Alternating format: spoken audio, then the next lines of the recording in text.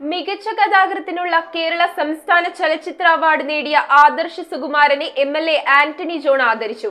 മമ്മൂട്ടി നായകനായി അഭിനയിച്ച കാതൽ എന്ന ചിത്രത്തിനാണ് ആദർശ് സുകുമാരൻ അവാർഡ് നേടിയത്.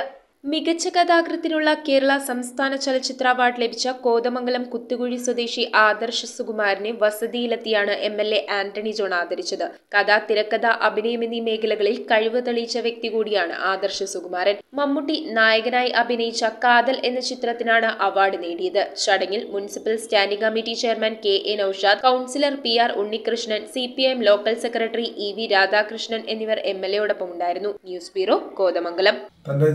കഴിവുകൊണ്ട് ആ കഴിവ് അദ്ദേഹത്തിന്റെ പ്രയത്നം കൊണ്ട് തന്നെ കൂടുതൽ വികസിപ്പിച്ച് ഒട്ടേറെ സിനിമകളിൽ കഥയും തിരക്കഥയും അതോടൊപ്പം തന്നെ മികച്ച അഭിനയവും എല്ലാം കാഴ്ചവെച്ചുകൊണ്ടാണ് ഈ ചെറുപ്പക്കാരൻ മുന്നോട്ട് പോകുന്നത്. അതിന് ഒടുവിൽ കിട്ടിയ അംഗീകാരമാണ് ഈ കഴിഞ്ഞ സംസ്ഥാന ചലച്ചിത്ര അവാർഡ് പ്രഖ്യാപനത്തിൽ കാതൽ സിനിമയുടെ മികച്ച കഥാകൃത്തിനുള്ള ഒരു അവാർഡ് കൂടി പ്രിയപ്പെട്ട ആദർശ് സ്വന്തമാക്കിയിരിക്കുകയാണ്. News bureau, Kothamangalam.